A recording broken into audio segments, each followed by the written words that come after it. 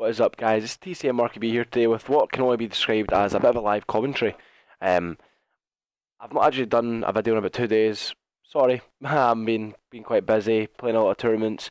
So this video is going to be covering a lot of different topics and a lot of different things I just want to talk about, just go over, keep you guys updated on things and how things have been going. This gameplay is actually from the Gfinity / Game Battle / MLG 2K tournament, which is for pro points, credits and other things like that. Obviously we want to win it so we can get as much pro points as possible. I think we're around, if for example if MLG was this weekend, we'd have third seed, just due to the amount of pro points we have at the minute, which is pretty crazy. But obviously things will change coming into new MLG events in the future. Hopefully this will stand us in good stead to get invited to maybe one of the sort of MLG invite events if there's going to be one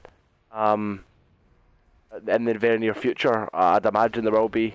I mean, I'm only kind of guessing. Obviously, CoD Champs are around the corner. Well, that's not announced yet, but everyone's just kind of assuming that it's around the corner, which is another thing I want to talk about. What's everyone's... One thing that I've kind of noticed recently is the scene. I don't know. I'm being honest. It's not as vibrant as it has been in the past, and I don't know if there's people that are leaving the scene. I don't know if there's people coming into the scene. I'm not quite sure, but there definitely is a few less faces about. No one like no one kind of massive like is left the scene. No one's admittedly said that, oh, I'm quitting this game, it's not a very good game. But I think CoD Champs is needed to kind of generate interest in what is becoming I mean, I don't want to be pessimistic, but it's not the most entertaining game, and I would really like to see a few new game modes coming in. Domination isn't the funnest to play. I mean, it is enjoyable when it's an intense game and you go on and win, but it's not a great game mode. It's got its flaws, as does Blitz. S&D is the only real game mode that I actually really enjoy in this game. S&D is really good, as it is on every Call of Duty. I mean, it's just like such a good game mode that it can't really be bad. But the game mode you're about to see, the gameplay you're about to see is a fucking insanely close game versus Aware, and you're gonna notice that we get off to an absolute flyer, and then they come back, and I mean, I'm not gonna be uploading a video that we lose on, so I'm gonna ruin it there for you and tell you that we lose, that we win. Sorry. But you're gonna have to wait and see what happens. A few of you may have seen it on the Gfinity stream.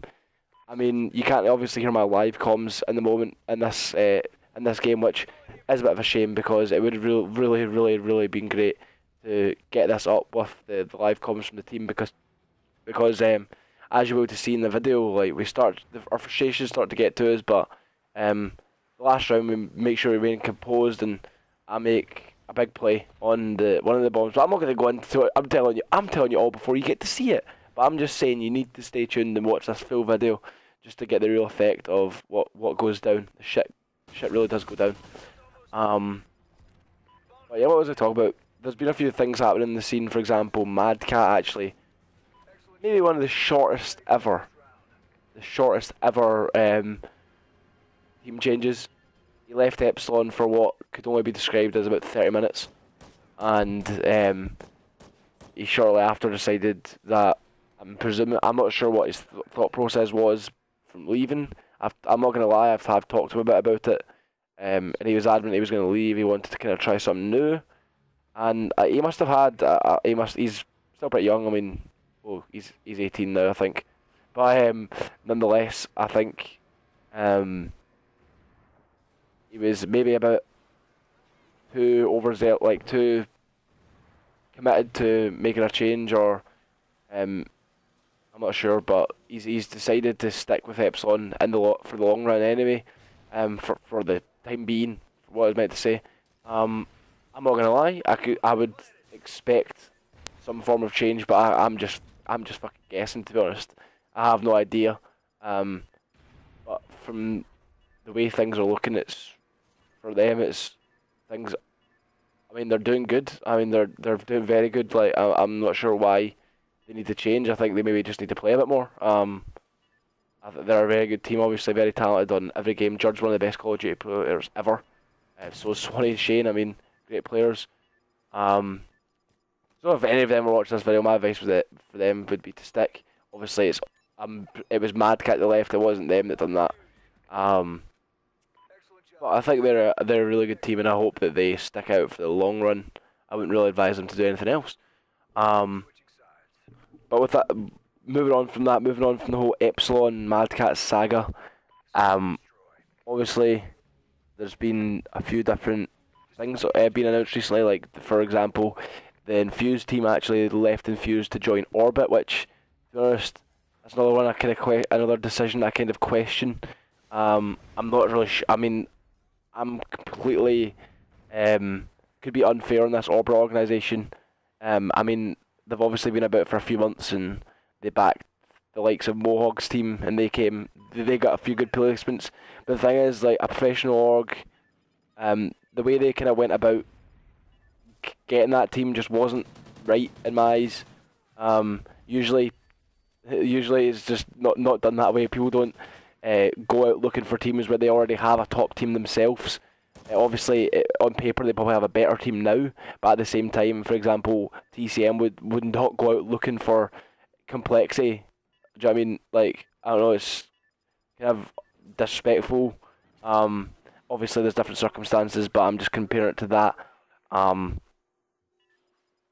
I just it was a bit weird for me, and the fact that that team joined, which is one of the best teams in Europe. Double EGL winners. I mean, numerous achievements from all the players in the team, and obviously that is appealing to Orbit. Nonetheless, obviously that's very appealing to Orbit, but at the same time, you don't really go on about you don't go about your business by sketching your team. I don't know, it's just a bit of a dodgy organisation in my opinion, but obviously they're going to try and prove me wrong. They've got UMG planned and ready to go. I think they can go and do damage at UMG. Don't get me wrong, this team is sick. I just hope that they don't get fucked over by their organisation or anything. As far as I'm aware, everything's looking good so far. They've been really good to them. I think they're all starting to try and stream now, which is also good. I like to see more European streamers because I think that's one of their problems. Sorry, I'm just deeply engrossed in this gameplay. But obviously, that's the first round of, you could say, Aware's comeback. It's the start of something special for them. I really did start to question in my head what the hell I was doing. And some of the plays I make, guys, I apologise for some of the plays I make, because you can't hear the in-game comms, but my team were calling out to do specific things, and sometimes I did do those things and they just didn't pull out, but there was a few times that you should always listen to your teammates, and I was just doing stupid shit. You see one of the rounds in the future. But yeah, sorry, I'm very easily distracted, which is my main problem when I'm doing these videos. And going forward now, obviously my team's still going strong. Still winning online. I mean, I've always had teams that have been good online. Like, I've always had teams that are good online. I don't know what it is. I've always teamed with people who are good online. So I think of what teams I've. I mean, when I first joined TCM with Rich, Monksy, and Flux Connection was shocking, and we just got smashed online. That was the only time I'd ever been in a team that was bad online and good at LAN. I mean, for example, the night before we went to Gfinity 1, we lost, like, it was something ridiculous, like 215 on hardpoint against Tricked, who ended up. Look at that defuse, by the way. That was I don't know how McGee even seen him there. He defused it with like a second to go. I mean, we would have won that there. He got 2v1 and somehow killed a guy who was hiding behind the thing. I don't know how he done that. And they just, as you're going to see, we're going to start getting massive rounds here. They start making massive plays like that. Start them rolling forward. But what was I saying? I actually completely forgot. Wow. This is a nightmare.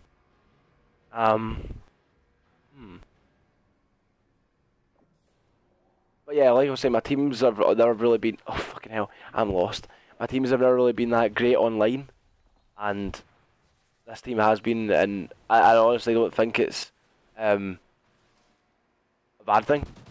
I think it's a good thing. I mean, we're brought our online into LAN, if that makes sense. Moose is honestly, he was one of the biggest online players and shit. Like, people always hated him. It was the same with Jerd. Like, everyone always thought it was all connection, but Moose and like the likes of Jerd have all showed that it's not, and they're fucking insane players. And I'm glad that we kind of on Black Ops 2, all that time ago, took what was seen as a risk, but I knew it wasn't, to pick up Moose and get him into our team back then. Obviously, the team's changed since then. The team's changed. From Rich is no longer in the team, Gunchi's in there. But shout out to Rich, by the way. He's like literally such a legend. He was with us at both I-Series and MLG. He's continued to support the TCM cause, even though he still isn't able to compete at the moment. But I'd like to see him make a return, and I think he will at one stage. And I'm sure we'll see him in a TCM shirt one day, a few years down the line, because he's certainly one of the best players that I've ever teamed with. Just he's one of these guys that can just pull off just insane plays, and there's no one else that can do some of the things like him. He's just very extravagant and very smart and able to pull off the clutchest plays, literally. And I think it's his confidence in games. He just sometimes he can just do ridiculous things. But I'm going off on another tangent. I really do hope, one other thing, I really do hope that any of you guys who are watching this video that maybe are part of the European scene and obviously compete in Europe, and like one really bad play there, everyone called out to go A, I got B and rush out. For some reason, I'm not sure why though, because why whoever that was that killed me was sitting on the back bridge, because we had made a lot of noise at A. So I'm really surprised he didn't rotate earlier. It was a kind of slow rotation by him, and if we'd committed fully to A, he would have been nowhere to be seen. And really, it was just really I think that play was really unlucky for myself, because I don't quite understand why that player was still sitting on that back bridge. Because like I said, if we had all committed to A, he would have been doing nothing for his team by sitting there. 5-4. I mean, we're sitting here at this moment like, oh my god, they're gonna come back. No, we're not really. We stayed composed throughout, even though they kept winning round after round. We always said, right lads, next round, lads, next round. Even up to the final round, we said.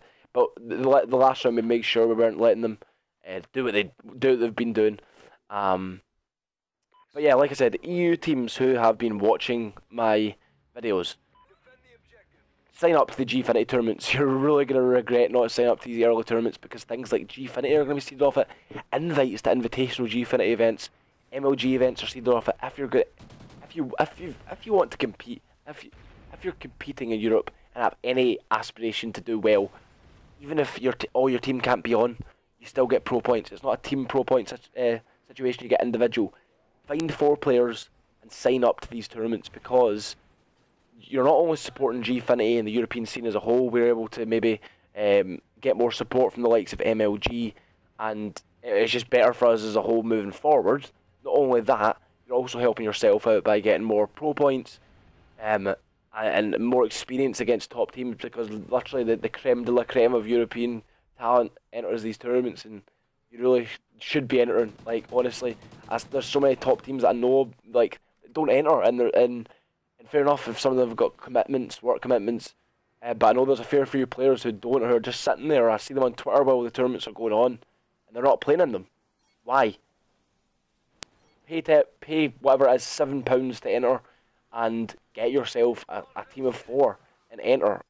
Even if you don't get far, every pro point matters. It's going to help you towards literally qualifying for things like Gfinity. So now, the last round, I'm going to go into that. Last round, 5-5. They've been dominating A side on attacks.